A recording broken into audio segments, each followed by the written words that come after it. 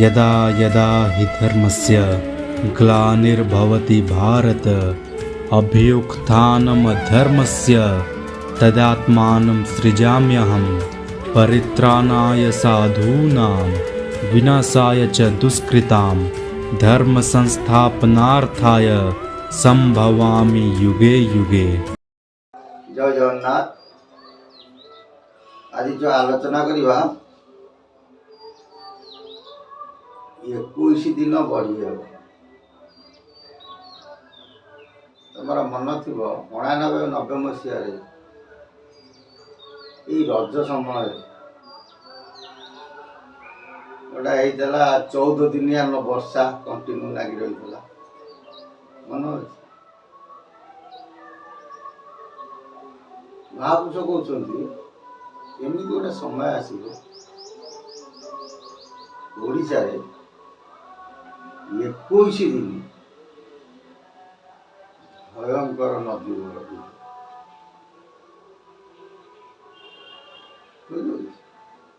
अच्युतानंद महापुरुष लेखा माने एमती बढ़ी हम जहाँकि फल फूल आगु तो बहुत क्षति क्षति पर महापुरुष जो समय कहते से समय बेलू माने 21 दिन कौन हम नदी एवं से बढ़ी अनेक क्षय क्षति कौन हम संसार जहाँकि मुखरे कहीहब ना विषय नहीं महापुरुष अच्युत संग महापुरुष बलराम दास कथा दिने ना दिने ओडिशा भूखंड 21 दिन गोटे नदी बढ़ी हम जार प्रकोप बहुत धन जीवन कौन क्षय कौन से महापुरुष कहते आबर कहीदेवा तोते बालिया शुण एक चिते बलराम दास शिष्य किए से बालिया दास शिशुअनंद बारंग दास दशगण दास लोही दास अच्युत रामदास ये सब पट शिष्य से भाव में बालिया को आज बलराम दास कहते बालिया तू शुणु माने ये बहुत गहन कथा कौन कहले विरूपा नदी कूड़े जान मंचेश्वर बोली से स्थान सिद्धवट सेहु बोलाई मरीच गछ अच्छी आम जो विरूपा बाहर कौट 14 महानदी कटक पकड़ से विरूपा कूल मंचेश्वर बोली गोटे स्थान से स्थान पाखे गोटे सिद्धवट थी माने बरगछ गोटे थी एवं से बरगछ पाखे गोटे मरीच गछ थी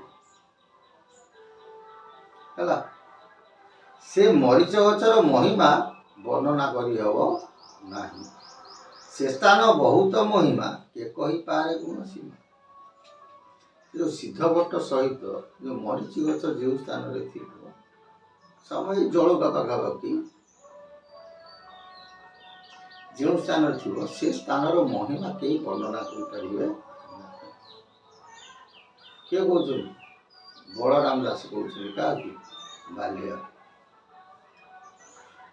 24 अंकर मध्य बंध भांग से 24 अंक जिते गोटे बंध भांग बुझे 24 अंक बोलते आम ये मसीहा को कहूँ कि कली कल्या भीता को आम कहूना कि मारकंड अंक को कहूना ये हूँ कि मुकुंद देव रजा जो मुकुंद देव रजा समय जो 24 अंक से समय विरूपारे कौन हम मंचेश्वर पाखापाखि गोटे घाई हम 21 दिन बढ़ी हेब सेठारे बंधरे भांग से समय 21 दिन कौन हम भयंकर नदी बढ़ी ବଢ଼ିଲା ସମୟରେ ସେ ନଦୀ ବନ୍ଧ କ'ଣ ଯିବ ଭାଙ୍ଗିଯିବ। ବୁଝିପାରିଲେ ନା? ସେ ନଦୀ ପୁଣି ମଧ୍ୟ ବିରୂପାରେ ଯାଇ କ'ଣ ହେବ ମିଶିବ। ଯେଉଁଠି ମିଶିବ ତାକୁ ତ୍ରିବେଣୀ ଘାଟ ବୋଲି କୁହାଯିବ। ବୁଝିପାରିଲେ ନା? ତେଣୁ ଏ ଯେ କଥା ମହାପୁରୁଷ ନେଇଛନ୍ତି ଏଗୁଡ଼ା ଅକ୍ଷର ଅକ୍ଷର ସତ୍ୟତା। ଏବଂ ଆମେ ଅନେକ ଲୋକ ଭାବୁଛନ୍ତି କ'ଣ ସାଥି ସବୁ ଘଟିଯିବ। ଧୀର ପାଣି ପଥର କାଟେ। ଜୋରରେ ପାଣି ଆସିଲେ ଆସିବ ବହି ଚାଲିଯିବ ନା ନାଇଁ। ଧୀରେ ଧୀରେ ଯେଉଁ ପାଣିଟା ଚାଲୁଥିବ ବାଲିଟା କେଉଁଠି ଅଛି ପଥର ଘୁରି ହେଇକା ବାଲି ଆସୁଛି ପଥର ଧୀରେ। ଯେତେ ଧୀର ପାଣି ହେବ ଯେତେ ଧୀରେ ଧୀରେ ହେବ ସେତେ କ'ଣ ହେବ ଖେଳଟା ଭଲ ମଜିବ। ବୁଝିପାରିଲେ ନା? ବୁଝିପାରିଲେ? କହନ୍ତି ଛାଡ଼ିଲା ନଈ ବହୁତ ସୁଅ ହୁଏ। ନଈ ବଢ଼ିଲା ବେଳେ ଯେତିକି ସୁଅ ହୁଏ ସ୍ରୋତ ହୁଏ ଛାଡ଼ିଲା ବେଳେ ବେଶୀ ସୁଅ ହୁଏ ନାହିଁ ନା? ସେମିତି ଦୀପ ଆଉ ଗୋଟେ ଓଡ଼ିଆରେ ଢେଗ କହନ୍ତି ଦୀପ ନିଭିଲା ବେଳକୁ ଜୋରରେ ଜଳ। ପ୍ରତ୍ୟେକ କାର୍ଯ୍ୟ ମହାପ୍ରଭୁଙ୍କର କାର୍ଯ୍ୟ ଏବଂ ଏସବୁ ଧୀରେ ଧୀରେ ଧୀରେ ଧୀରେ କ'ଣ ହେବ ପରିପ୍ରକାଶ ହେବ। ଅନେକ ବ୍ୟକ୍ତି ବିଶେଷ ଭାବନ୍ତି ଏ ସାଥି ଜାତି ସରିବ। ସାଥି ଜାତି ହେବ ନାହିଁ। ଆଉ ଗୋଟେ କଥା ମନେ ରଖିଥାଅ, ଗୋଟେ କ୍ରିକେଟ ମ୍ୟାଚ୍ ହେଉଛି 11 ଜଣ ଖେଳୁଛନ୍ତି। ତାଙ୍କ ଭିତରୁ କ୍ୟାପ୍ଟେନ୍ ହେଉଛି ମୁଖ୍ୟ ନା ନାଇଁ। କ୍ୟାପ୍ଟେନ୍ ନିର୍ଦ୍ଦେଶ ସମାଜ କ'ଣ କରନ୍ତି କାମ କରନ୍ତି। ସେମିତି ମହାପ୍ରଭୁ ସେ ହେଉଛି ସ୍ୱତନ୍ତ୍ର। ପଞ୍ଚସଖା ବାଣୀ ଅନ୍ୟଥା ହେବନି। ଇଏ କେବେ ହେଲେ ଅନ୍ୟଥା ହେବନି। ଏବଂ ଅଚ୍ୟୁତଙ୍କ ବାଣୀ ହେଉଛି ସ୍ୱତନ୍ତ୍ର ତାଙ୍କ ମଧ୍ୟ। ତେଣୁ ବିଧିର ବିଧାନ ମହାପ୍ରଭୁଙ୍କ ବାଣୀ ହିସାବରେ ଏବଂ ଅଚ୍ୟୁତଙ୍କ ବାଣୀ ହିସାବରେ କେତେ ଗୁଡ଼ିଏ କର୍ମ କଲା ପରେ ଫଳ ପ୍ରକାଶିତ ହୁଏ। ରାମଚନ୍ଦ୍ର କ'ଣ ଚାହିଁଥିଲେ ରାବଣକୁ ଅଯୋଧ୍ୟାରେ ବସିକି ମାରିଦେଇନାହାନ୍ତି?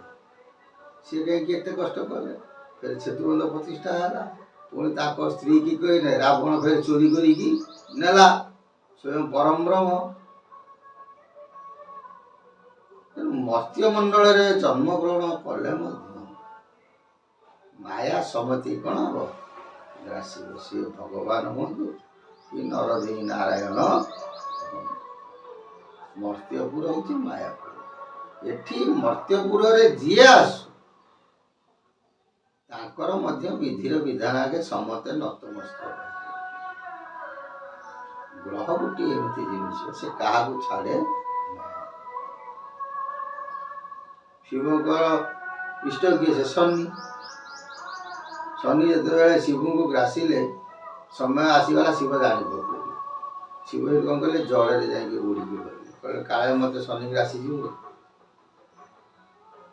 ତାପରେ ସେଠୁ କ'ଣ ହେବେ ଝାଡ଼ି ଝୁଡ଼ି ହେଇ ପାଣିରୁ ଉଠିକି ସେଠୁ ଉଠିକି କହିଲେ ଆରେ ଶନି ତୋ କୋପରେ ତୁ ତ ମହା କୋପ କହୁଥିଲୁ କାହିଁ ମୋର ତ କିଛି କରିପାରିଲୁ ନା। ପ୍ରଭୁ ଆପଣ ଏତେ ଦିନ ଜଳରେ ବୁଡ଼ିକି ରହିଲେ ଆଉ କ'ଣ ହେଇଥାନ୍ତା। ମହାଦେବ ସେଠି ଚିନ୍ତା କଲେ ନା ଏ ସତ୍ୟ। ତେଣୁ ପ୍ରଭୁ ଯିଏ ଆସନ୍ତୁ ମର୍ତ୍ତ୍ୟ ମଣ୍ଡଳ ସମସ୍ତେ ବିଧିର ବିଧାନ ଆଗରେ କ'ଣ ହେବେ ନତମସ୍ତକ ହେବାକୁ ପଡ଼ିବ। ସେଥିପାଇଁ ଆମର ଗୋଟେ ଅନ୍ତଦାସଙ୍କର ଲେଖା ଅଛି ପତ୍ନୀ ଭଳେ ରାମ ହେଲେ ମତିଭ୍ରମ ଏଣୁ ପଡ଼ିଲା ଅକାଳ ରୂପ। ସ୍ୱୟଂ ରାମଚନ୍ଦ୍ର ପତ୍ନୀ ଭଳେ ସୀତାଙ୍କ ମାୟାରେ ପଡ଼ି ସିଏ ମଧ୍ୟ କ'ଣ ହେଲେ ବାଇ ହେଇଗଲେ। ରାମଚନ୍ଦ୍ର ଜାଣିନଥିଲେ ଗୋଟେ ସଂସାରରେ ସୁନାର ମୃଗ ନାହିଁ। କେଉଁ ଅଛି କେଉଁ ବେଦ ଶାସ୍ତ୍ର ପୁରାଣ ଲେଖା ଅଛି ନାହିଁ। କିନ୍ତୁ ସୀତା କହିଲେ ପ୍ରଭୁ ମୋତେ ସୁନାର ମୃଗଟା ଆଣିକି। ରାମଚନ୍ଦ୍ର ଏତେ ପାଗଳ ହେଇଗଲେ ସେ ସୁନା ମୃଗ ପାଇଁ କ'ଣ କଲେ ଗୋଡ଼େଇ ଗୋଡ଼େଇ ଗଲେ ଯାହାଫଳରେ ସୀତା ଚୋରି ହେଲା। କେତେ କଷ୍ଟ ସେ ପ୍ରଭୁ ନ କରୁଛନ୍ତି। ସେମିତି ସମୟ ଗୋଟେ ସାପେକ୍ଷ। ଆଉ ଏମିତି ପ୍ରଭୁ କାମ କରିବେ ଯାହାକି କଳନା ନାହିଁ। ଆଉ ନୁହନ୍ତି ମାନବ ସେ ତ ଭବୁ ଆହାରି ଦେଖିବା ଲୋକକୁ ଦୃଶ୍ୟ ନୁହନ୍ତି କାହା। ଆମରି ମାନଙ୍କ ସଙ୍ଗରେ ଥିବେ, ଆମରି ସାଙ୍ଗେ ମିଶୁଥିବେ, ବସୁଥିବେ, ଉଠୁଥିବେ, ଆମେ ତାଙ୍କୁ ଜାଣିପାରିବା ନାହିଁ। ହୀନ ଠାରୁ ହୀନ ରହିଥିବେ, ଲୋକ ଧିକାର କରୁଥିବେ, କିନ୍ତୁ ତାଙ୍କର ଗୁଣ ଦୋଷ କେହି ଜାଣିପାରିବେ ନାହିଁ। ବୁଝିପାରିଲେ ନା ବୁଝିପାରିଲେ? ତେଣୁ ସେ ଯାହା ହେଉ 24 ଅଙ୍କରେ ମୁକୁନ୍ଦ ଦେବଙ୍କ 24 ଅଙ୍କରେ ଏହି ଘଟଣା ସବୁ କ'ଣ ହବ ଘଟିବ ବୋଲି ମହାପୁରୁଷ ବଳରାମ ଦାସ ବାଲିଆ ଦାସଙ୍କୁ ଏକଥା କହିଛନ୍ତି ତାଙ୍କର ଭବିଷ୍ୟତ ମାଳିକା। ତେଣୁ ସେ 24 ଅଙ୍କ ଆଗକୁ ଅଛି। ବୁଝିହେଉଛି? ସେ ସମୟକୁ ବେଶୀ ଦିନ ବି ଆଉ ନାହିଁ, ଅଳ୍ପ ଦିନ। ଯଦି ଆମେମାନେ ବଞ୍ଚିକି ରହିଥିବା ସେ ପ୍ରଭୁଙ୍କ ଲୀଳା ଖେଳା ଦେଖିବା, ଯାହା ହେଉ ସେ ପ୍ରଭୁଙ୍କ ସଦିଚ୍ଛା ପୂର୍ଣ୍ଣ ହଉ। ବୋଲ ଆନନ୍ଦେ କହା।